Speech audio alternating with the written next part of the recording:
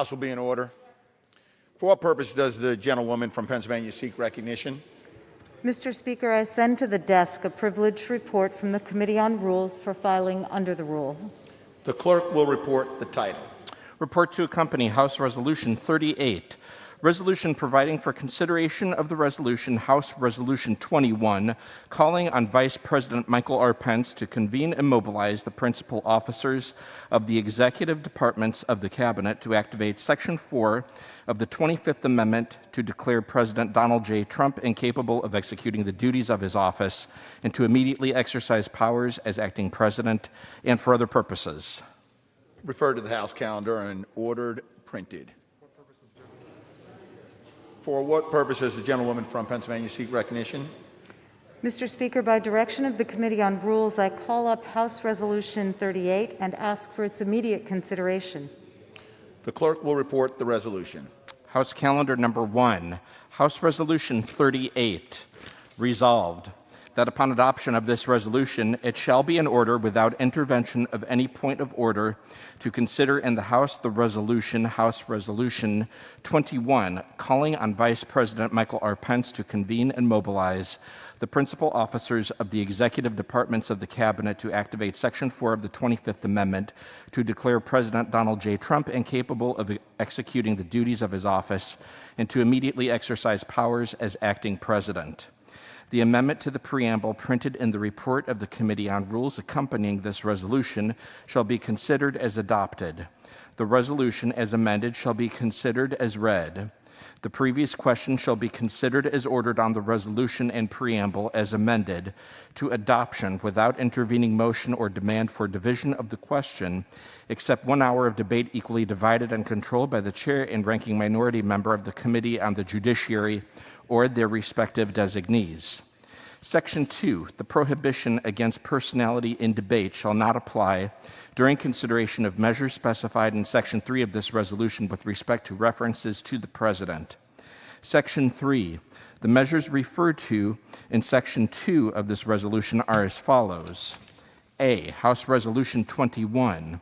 B, any special order of business providing for the consideration of House Resolution 24. Section 4A, during a covered period designated pursuant to Section 3S of House Resolution 8, 1.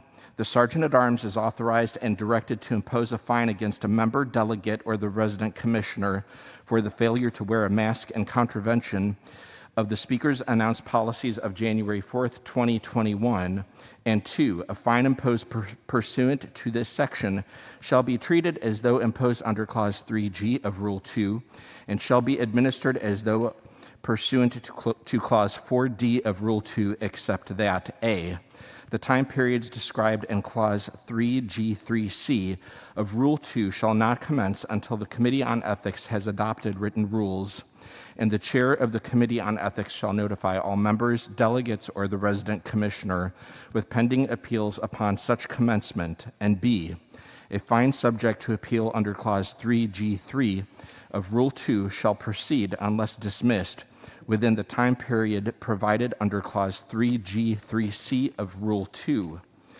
B, subsection A establishes a standard of conduct within the meaning of Clause 3A2 of Rule 11. The gentlewoman from Pennsylvania is recognized for 1 hour. Mr. Speaker, for the purposes of debate only, I yield the customary 30 minutes to the gentleman from Oklahoma, pending which I yield myself such time as I may consume. During consideration of this resolution, all time yielded is for the purpose of debate only. I ask unanimous consent that all members be given 5 legislative days to revise and extend their remarks. Mr. Speaker, today the Rules Committee met and reported a closed rule, House Resolution 38, providing for consideration of House Resolution 21, calling on Vice President Michael R. Pence to convene and mobilize the principal officers of the executive departments of the Cabinet to activate Section 4 of the 25th Amendment to declare President Donald J. Trump incapable of executing the duties of his office and to immediately exercise powers as acting president. The rule provides 1 hour of debate equally divided and controlled by the chair and ranking member of the Committee on the Judiciary or a designee. The rule self-executes a manager's amendment by Chairman Nadler.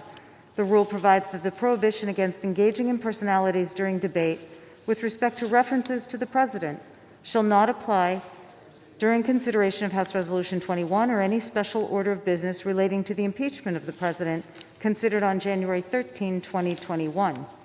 Finally, the rule authorizes and directs the Sergeant-at-Arms to impose a fine against a member, delegate, or the resident commissioner for the failure to wear a mask in contravention of the Speaker's announced policy on this subject for the duration of the pandemic. Thank you, Mr. Speaker. We're here today to debate the rule for House Resolution 21, a resolution calling for Vice President Pence to invoke the 25th Amendment and declare President Donald Trump incapable of executing the duties of his office. We take this action solemnly and with grave concern for the safety and security of our nation and its people, even in the final days of this President's administration. Last Wednesday, a lawless mob breached this chamber with the most evil and destructive intent. They were here to take the law into their own hands, to disrupt Congress as it counted the Electoral College votes, and to overturn the lawful election of Joseph Biden as our 46th president. As violent invaders broke windows and rammed doors, they chanted that they wanted to hang the vice president and kidnap the Speaker of the House, and they brought the tools to do it.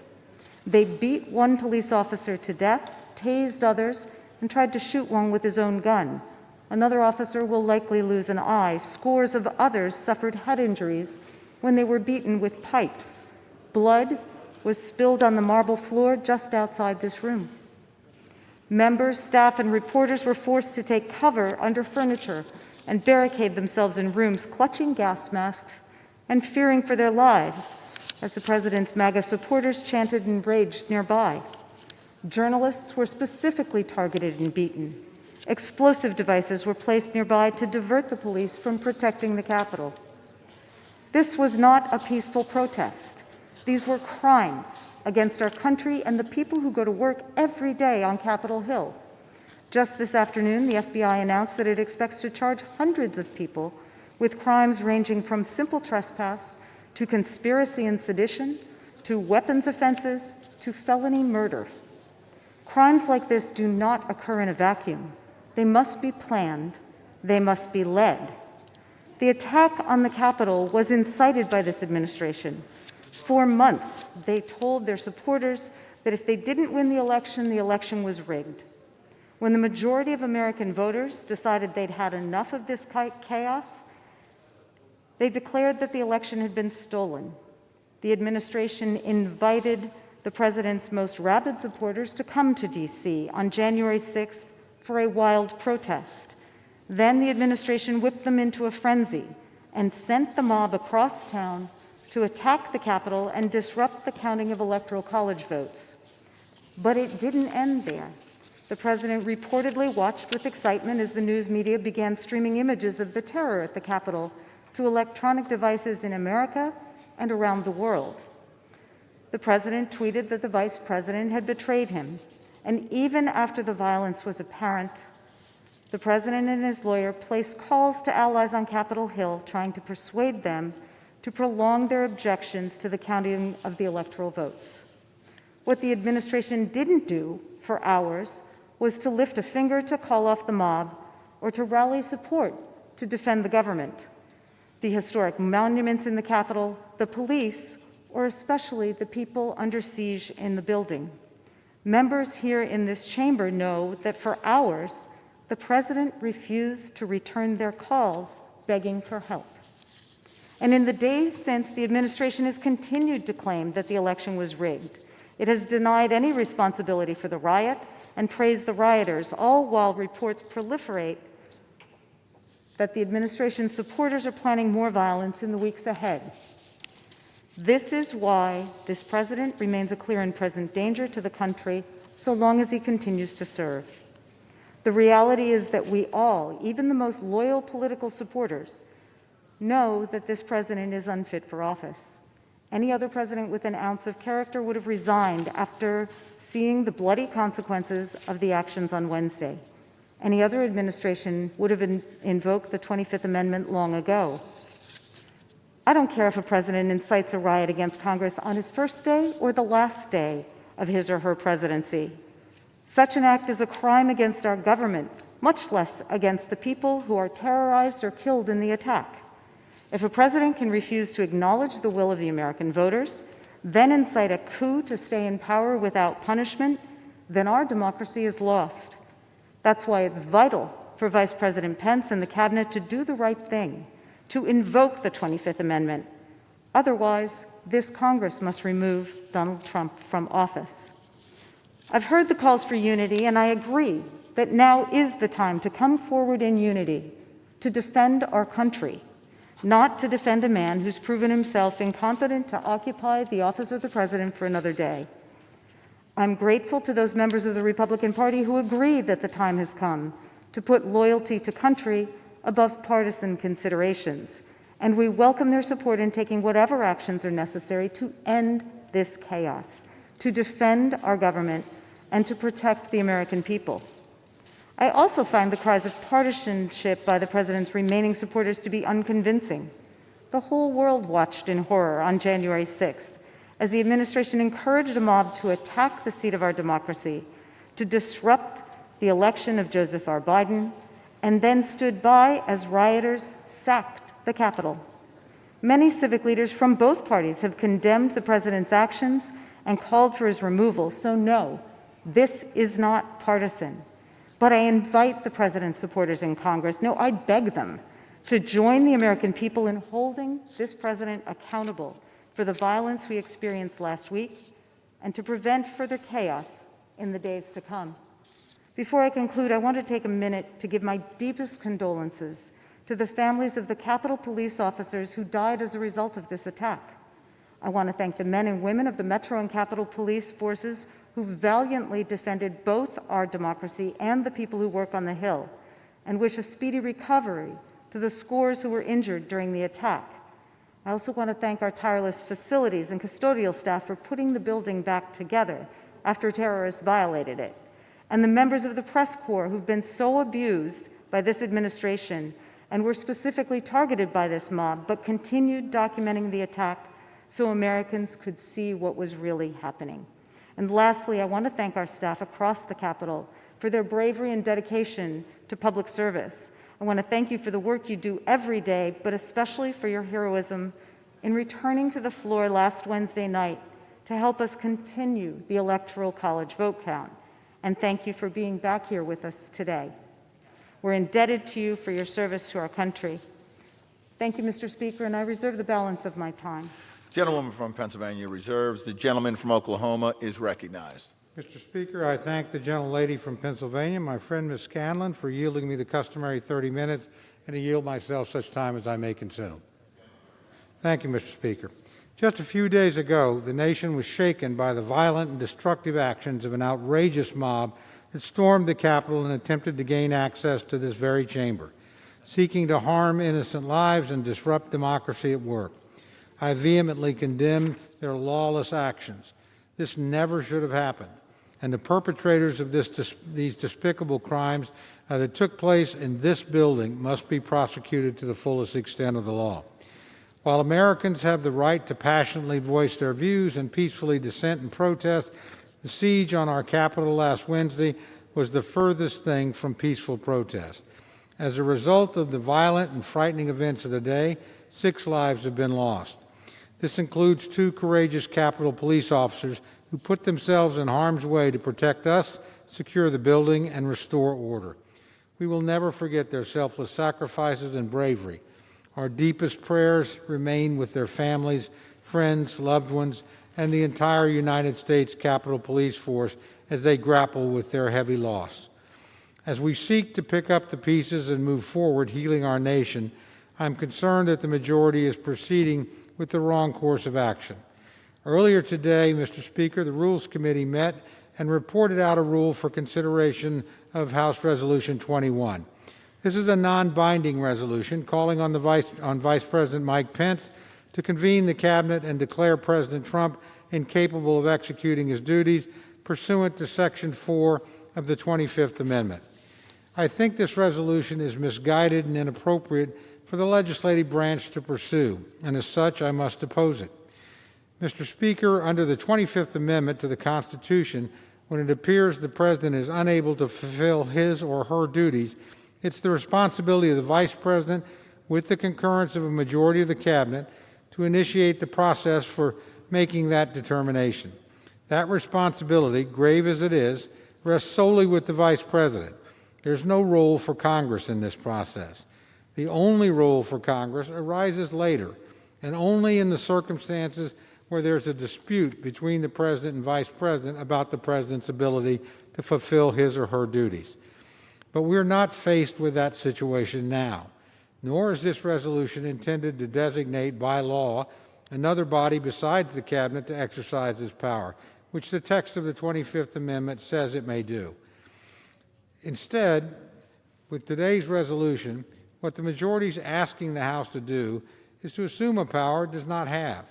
The House has no role in initiating Section 4 of the 25th Amendment, and we should not pretend otherwise.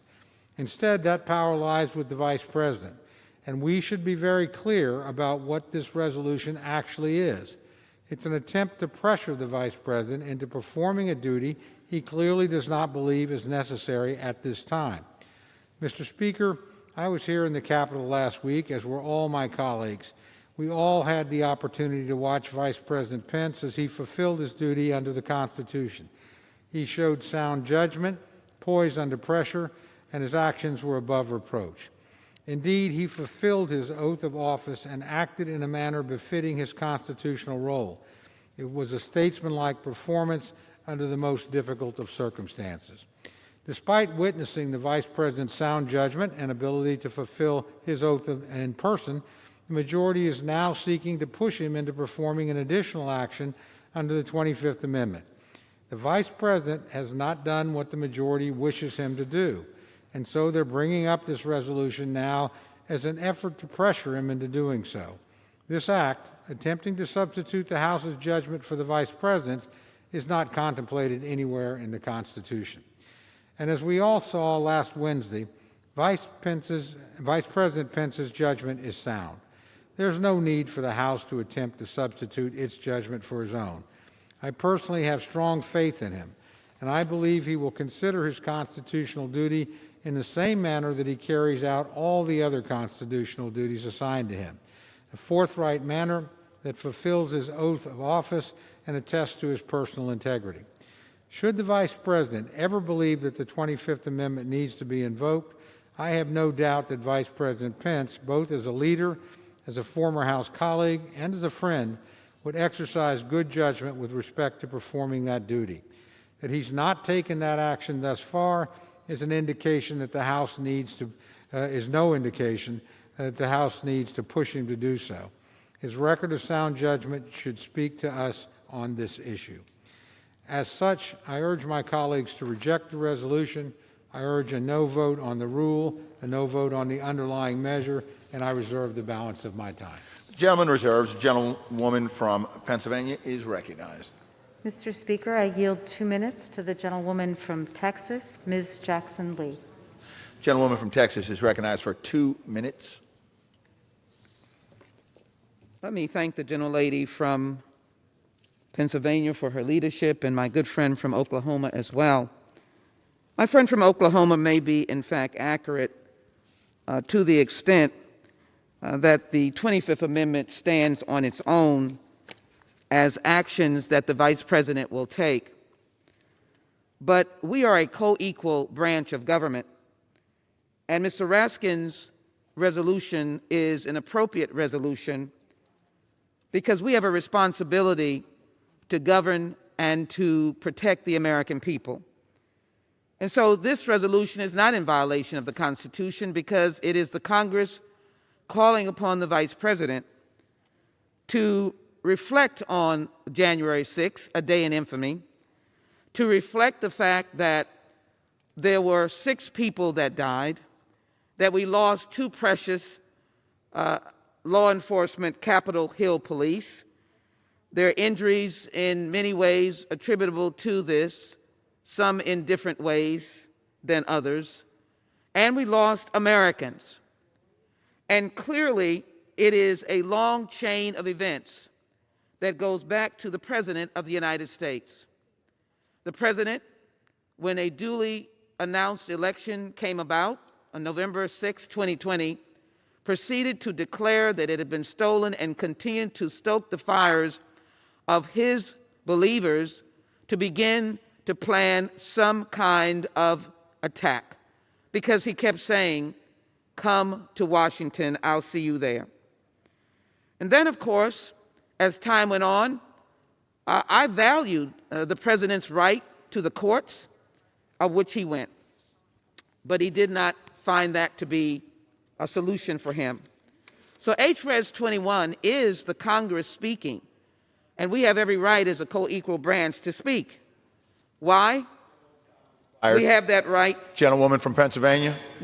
15 seconds? 30? 30? Okay, 30 seconds. Thank you. Gentlewoman is recognized for an additional 30 seconds.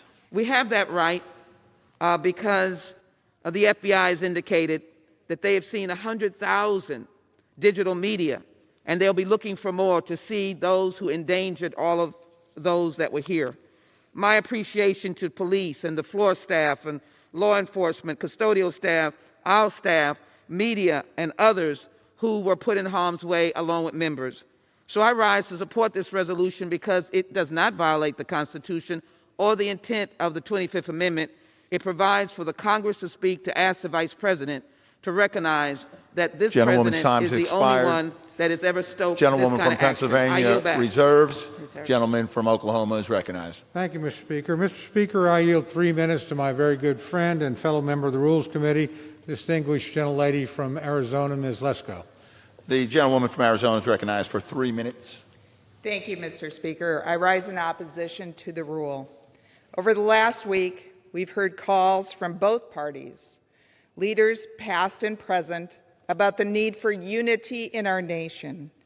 We've heard President-elect Biden and other members of the Democratic Party call for unity, a path forward for our nation, full of mutual consideration and respect. Yet, here we are today, with Democrats charging in the opposite direction, further dividing our nation by calling for the invocation of the 25th Amendment by the Vice President. Let's consider this for a moment. My Democratic colleagues are demanding Vice President Pence invoke the 25th Amendment and take over as president.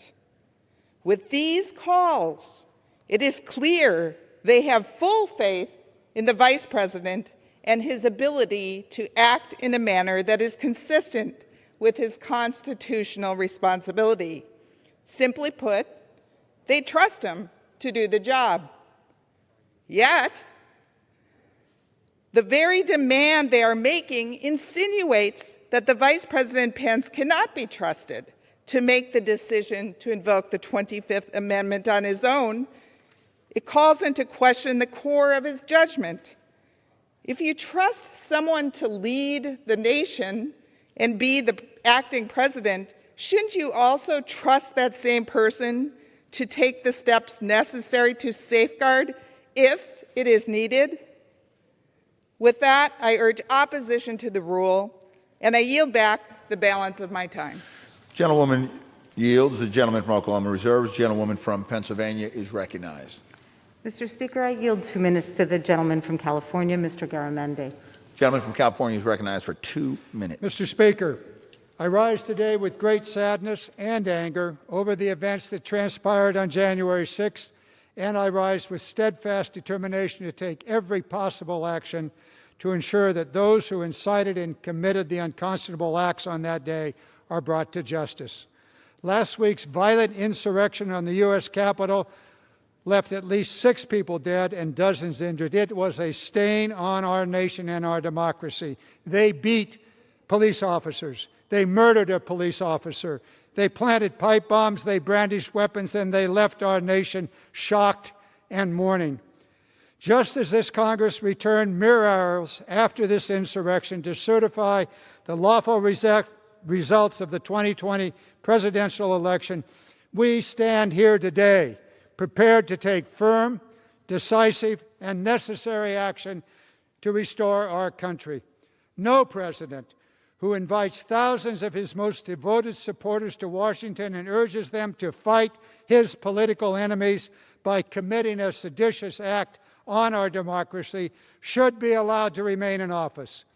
If Vice President does not act, then to hold the President accountable, then we leave this nation vulnerable to future demagogues. And that brings us here today on this somber day to carry out our sacred oath to defend and protect the Constitution from all enemies, foreign and domestic. I will vote to impeach those responsible, and I urge my colleagues to do the same. I yield back. The gentleman yields. Gentlewoman from Pennsylvania reserves. The gentleman from Oklahoma is recognized. Thank you, Mr. Speaker. Mr. Speaker, I yield myself such time as I may consume. The gentleman is recognized. Thank you, Mr. Speaker. Mr. Speaker, if we defeat the previous question, I'll offer an amendment to the rule to immediately bring up a resolution establishing a bipartisan national commission on the domestic terrorist attack on the United States Capitol.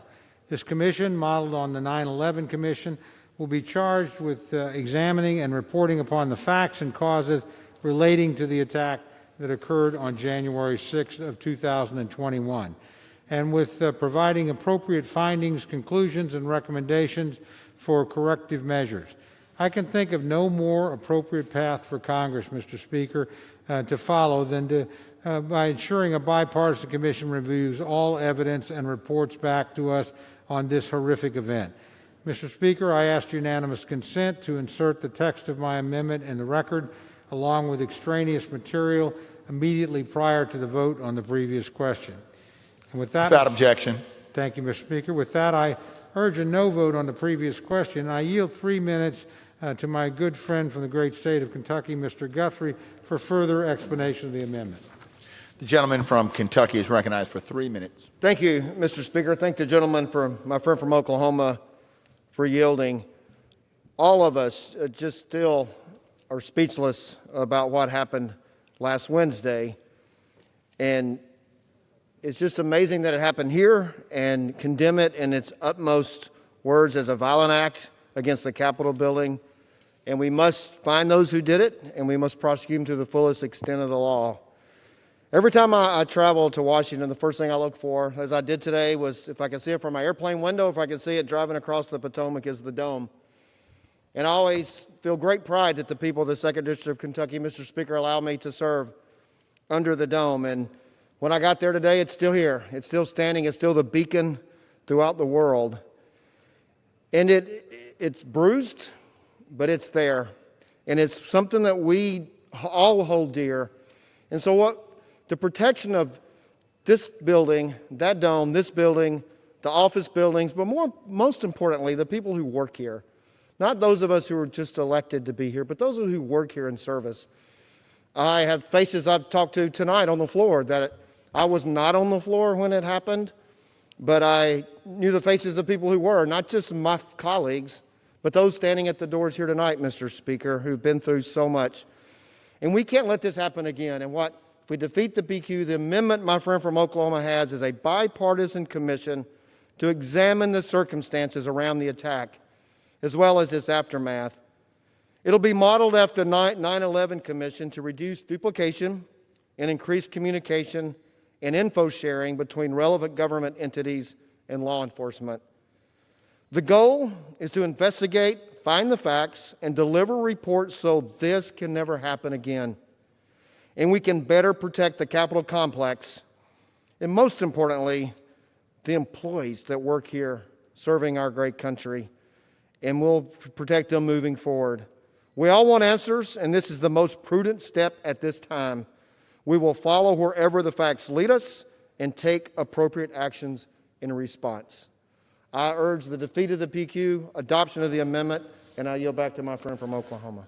The gentleman yields. The gentleman from Oklahoma reserves. Gentlewoman from Pennsylvania is recognized. Thank you. We, of course, share the concern of our colleagues from the other side of the aisle that an incident like this never happen again, and that's why we are urging the Vice President to invoke the 25th Amendment, because of the clear and present danger of continued violence under this administration. So while I believe there will be a time to talk about bipartisan efforts to have an investigation through this House, this is not the moment for it. And with that, I would yield 2 minutes to the gentlewoman from California and a distinguished former member of the Rules Committee, Ms. Matsui. Gentlewoman from California is recognized for 2 minutes. Mr. Speaker, I rise today in support of the rule providing for consideration of the resolution before us today, calling on the Vice President to invoke the 25th Amendment and remove President Trump from office immediately. Last week, members of both parties came to the floor of this chamber to take the oath of office. In that oath, each of us pledged to defend the Constitution against all enemies, foreign and domestic. I believe that oath compels me and my colleagues to act today. Last Wednesday's armed insurrection at the United States Capitol was a coordinated attempt to overthrow our democratic process with violence. Make no mistake, these rioters view the president's repeated claims of fraud as a mandate to act. Lies, misinformation, and demagoguery have consequences. Unfortunately, America witnessed those consequences last week, some on television, some under tables and barricaded offices, some in these House chambers, and some in the last moments of life. It's not with joy that I immediately called on Vice President Pence to invoke the 25th Amendment. I am co-sponsor of both this resolution and the articles of impeachment because I believe I have an obligation to honor my oath and defend the Constitution against a grave domestic threat. And so, and in a personal note, I'm taking this stand for the future of my grandchildren. Our obligation to them and the future generations is that this democracy stands. And so it's with sadness but firm resolve that I rise to support this rule and implore my colleagues on the other side of the aisle to join me. Thank you, and with that, I yield the balance of my time. Gentlewoman yields. Gentlewoman from Pennsylvania reserves. The gentleman from Oklahoma is recognized. Thank you, Mr. Speaker. Mr. Speaker, I yield 2 minutes to one of our new members, Ms. McClain of Michigan, who will be giving her first address on the floor of the House. For Thank how much time does the gentleman yield? 2 minutes, Mr. Speaker. The gentlewoman from Michigan is recognized for 2 minutes. Thank you. Mr. Speaker, I rise today to echo many of my colleagues in the call for unity and a peaceful transition of power. I say this as a believer in the Constitution and the fact that the election has been certified. First, the incitement of politically motivated violence that we saw last week is intolerable. Words have consequences, and yes, the president could have done more. But I ask you this, doesn't everybody need to play by the same rules? So let me highlight some other questionable statements. And I quote, "Let's make sure we show up wherever we have to show up.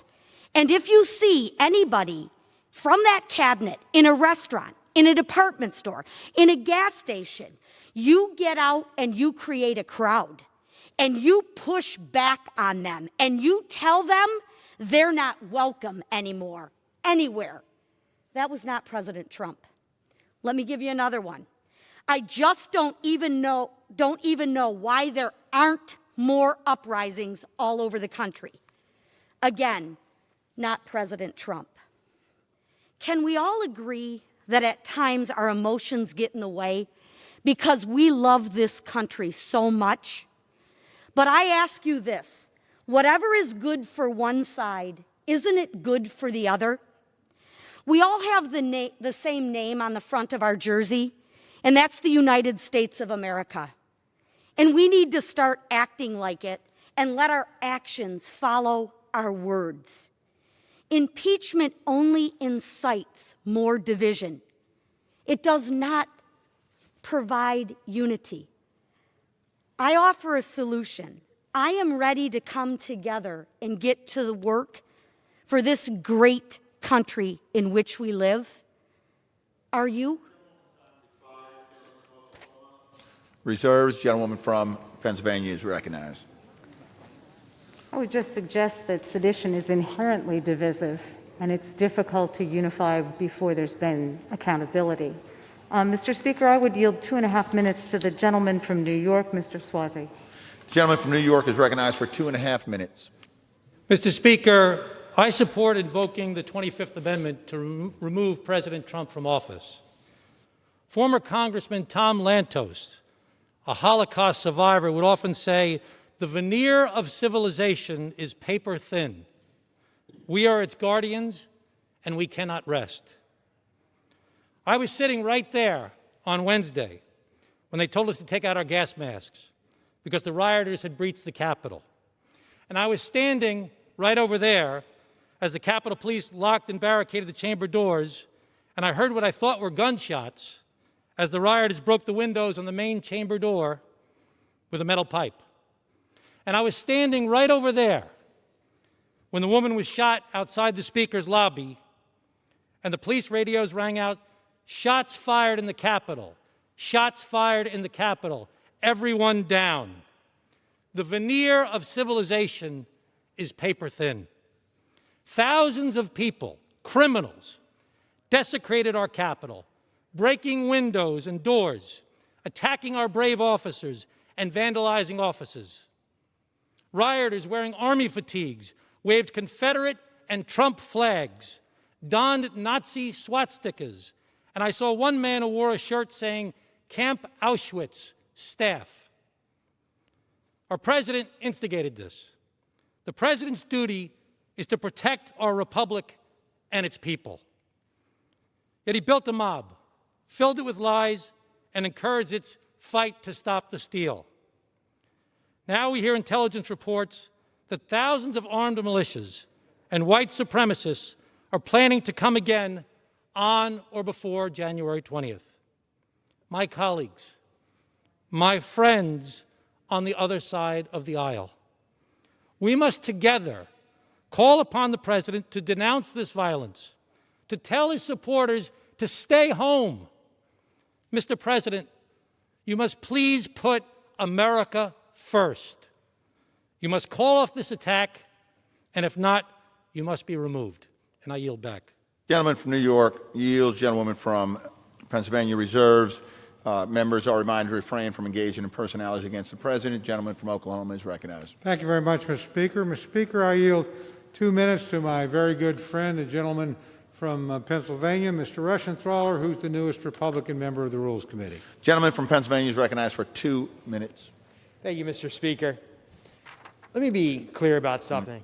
The violence and the rioting in our Capitol last Wednesday was tragic, it was undemocratic, and it was unacceptable. I unequivocally condemn this criminal behavior that occurred in this building. Our great nation is deeply divided.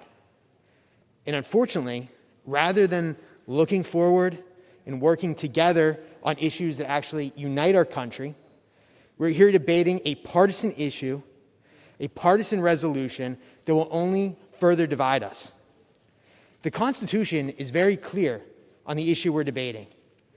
The ability to activate Section 4 of the 25th Amendment lies with the Vice President and cabinet members who are vetted and confirmed by the Senate. Congress is only drawn in, House members are only drawn in when the President disputes a declaration of incapacitation. That's not what is happening here. We should respect that constitutional prerogative.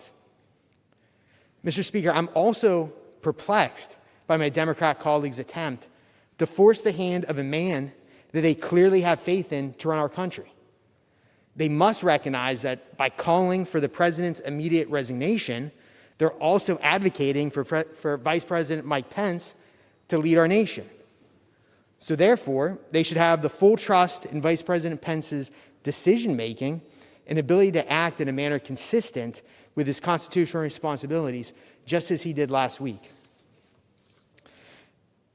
Further, I'm incredibly and deeply disappointed that the rule before us suspends prohibitions on engaging in personalities against the president.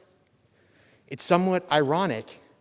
If we're truly worried about rhetoric, then we must set an example and ensure that civility and decorum remain an essential part. 30 seconds, Mr. Gentleman Speaker. is recognized for an additional 30 seconds. Thank you.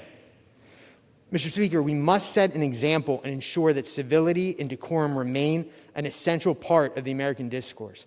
With that, I thank you and I yield back. The gentleman yields. Gentleman from Oklahoma reserves. Gentlewoman from Pennsylvania is recognized. Thank you.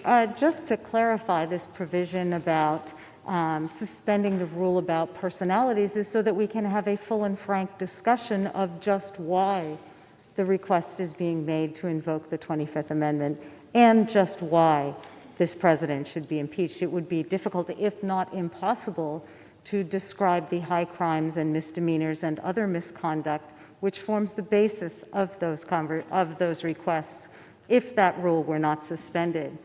And, as I mentioned in my opening, I don't view this as a partisan resolution. We have members from all sides of the political spectrum now calling for the removal of this president. Members might want to check their news feed to see the growing list of civic, business, and religious leaders from across the country who've said enough is enough. This president is a clear and present danger. And with that, I would reserve. Gentleman from Pennsylvania reserved. Gentleman from Oklahoma is recognized. Thank you very much, Mr. Speaker. I'd disagree somewhat with my good friend from Pennsylvania.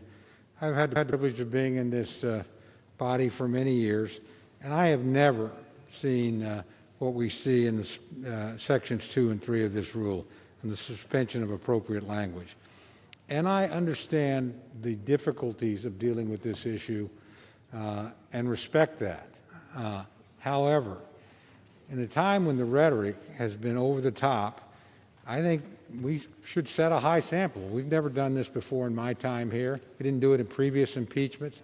The need to do it now is lost on me, Mr. Speaker. So I would hope, again, I have great confidence in my friend. I have great confidence in my friends on the Rules Committee. And so, the rule's the rule. This will almost certainly pass. I would just hope that everybody acts as good as they can. I mean, I hate to put it that simply, but this is an important issue. I respect all the members of this body. I know they have very different points of view on this. That's to be expected. Generally, our debate's professional. Generally, that standard is something we're proud of and something that we aspire to. And I hate to see it ever lowered or any exception provided. I also have great confidence in the Speaker's chair, and I know that they will enforce the appropriate level of civility and decency on the floor. But I just ask my fellow members to please think about this, because we've taken a very important safeguard off the rails of debate, so to speak, Mr. Speaker. With that, I would like to yield 2 minutes to my very good friend, distinguished Republican ranking member of the Judiciary Committee, Mr. Jordan of Ohio. Gentleman from Ohio is recognized for 2 minutes. I thank the gentleman for yielding. Mr. Speaker, this is scary. This is frightening, what's happening. With less than 1 hour of debate, the Democrats bring a rule to the floor that says this: you can say anything you want about the President of the United States of America. No rules of decorum about what you say about the leader of our country. In that rule, they say if you don't wear a mask, you can get fined. No regard to whether you've already had COVID, whether you've had the vaccination. Your mask slips down a little bit, you get fined. In a rule with no debate. In this rule, they say you have to walk on the House floor, you have to go through a metal detector. Member of the United States Congress walking on the floor to represent 750,000 people in our district. And fourth, the rule is for the bill that says we should tell the Vice President of the United States to work to remove the President of the United States. I've been here 14 years. I've never seen anything like this. And I do not know where this ends. I do not know where it ends, but it is dangerous where they're taking us. You couple this with what we're seeing with the cancel culture mob out there, I do not know where this takes us. I fear for the First Amendment, I fear for the Second Amendment, I fear for the Bill of Rights, I fear for the Constitution. I do not know where this takes us, but it is scary what they are throwing in a bill that we're going to debate for less than an hour, making these kind of changes. I hope they reconsider. I yield back to the fine gentleman from the great state of Oklahoma. Gentleman yields. Gentleman from Oklahoma reserves. Gentlewoman from Pennsylvania is recognized. We're prepared to close. Does the gentleman have any more? Prepared to close whenever she would like. Okay, then I would reserve. Gentlewoman from Pennsylvania is recognized. The gentleman from Oklahoma is recognized. Thank you very much, Mr. Speaker. I yield myself the balance of my time. Mr. Speaker, in closing, I want to urge all my colleagues to vote no on this resolution. The resolution asks this House to substitute its judgment for the Vice President's in making the grave decision to initiate procedures under Section 4 of the 25th Amendment. Under the Constitution, this is a role that belongs exclusively to the Vice President and the Cabinet, not to the House of Representatives. Attempting to usurp this responsibility is not supported by the Constitution and would be a historic overreach. Members should also take assurance from the Vice President's strong record of sound judgment. Rather than pressuring him into acting, we should be reassured by the knowledge that he would act on this topic as he does on all others in performing his duty, in a manner befitting his constitutional role as Vice President of the United States. Mr. Speaker, I urge my colleagues to vote no on the previous question, no on the rule, and I yield back the balance of my time. Gentleman from Oklahoma yields back the balance of time. Gentlewoman from Pennsylvania is recognized. I yield myself the balance of my time. Gentlewoman is recognized. After the chaos and potentially, well, definitely criminal behavior that we saw here last week, there's no trust left between this administration and the majority of the American people. The stability of our executive branch is a foundational piece of our democracy.